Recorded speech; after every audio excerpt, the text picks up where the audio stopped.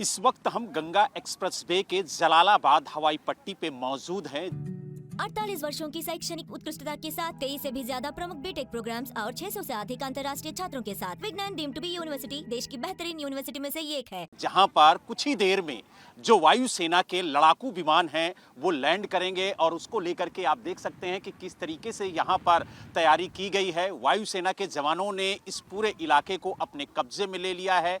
भारी संख्या में सुरक्षा बलों को भी तैनात किया गया है। और आपको बता दें कि इससे पहले उत्तर प्रदेश में 3 एक्सप्रेसवे ऐसे हैं जहां पर जो वायुसेना के लड़ाकू विमान हैं वो लैंड कर चुके हैं, जिसमें आगरा लखनऊ एक्सप्रेसवे है, इसके अलावा पूर्वांचल एक्सप्रेसवे है और बुंदेलखंड एक्सप्रेसवे। लेकिन चौथा एक्सप्रेसवे अब गंगा एक्सप्रेसवे हो गया है। लेकिन इस एक्सप्रेसवे की जो हवाई पट्टी है वो बेहद खास है, क्योंकि इस हवाई पट्टी पर रात में भी लड़ाकू विमान लैंड कर सकते हैं। इसलिए देश का ये पहला एक्सप्रेसवे है जहां पर जो लड़ाकू विमान हैं वो रात में भी लैंड कर सकते हैं। और इसके लिए यहां पर खास इंतजाम किया गया है। आप देख सकते हैं कि जो लैंडिंग लाइट है वो भी आपको साफ नजर आ रही होगी, और यही लैंडिंग लाइट है जिसकी वजह से रात में भी जो लड़ाकू विमान हैं वो इस हवाई पट्टी पर उतर सकते हैं। और इसके लिए आप देखिए कि किस तरीके से यहाँ पर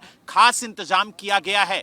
कुछ ही देर में आपको सेना के लड़ाकू विमान यहाँ पर नजर आएंगे। हालांकि मौसम भी कुछ बदला हुआ है, तेज हवा चल रही है, उसके साथ जो धूल है वो भी उड़ रही है, लेकिन यहाँ पर प्रशासन पूरी तरह से मुस्तैद है। और आपको बता दें कि एक दो नहीं, कई लड़ाकू विमान आज आपको इस हवाई पट्टी पर नजर आएंगे। अगर हम बात करें तो चाहे मिराज 2000 हो या फिर इसके अलावा मिग 29 हो या जगुआर हो, ऐसे जो सेना के लड़ाकू विमान हैं वो आज इस हवाई पट्टी पर लैंड करते हुए नजर आएंगे।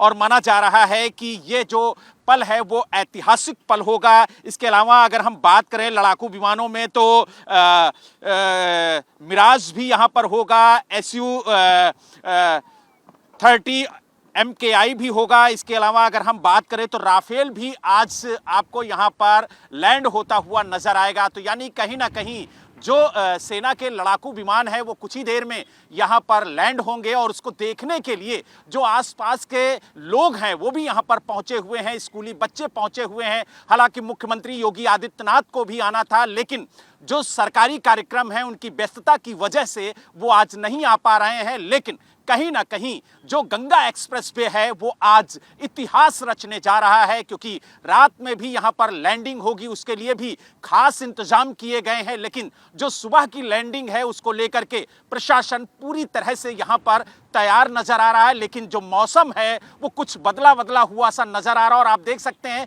कि किस तरीके से तेज हवाएं चल रही हैं, धूल उड़ रही है। लेकिन यहाँ पर जो वायुसेना के जवान हैं वो पूरी तरह से मुस्तैद नजर आ रहे हैं। साथ ही जो स्थानीय प्रशासन है वो भी मुस्तैद नजर आ रहा है। और माना जा रहा है कि कुछ ही देर में लगभग 11 बजे के आसपास जो लैंडिंग है वो शुरू होगी। और जो ऐतिहासिक पल है जिसका बेसब्री से लोगों को इंतजार है वो भी कुछ ही देर में आ जाएगा।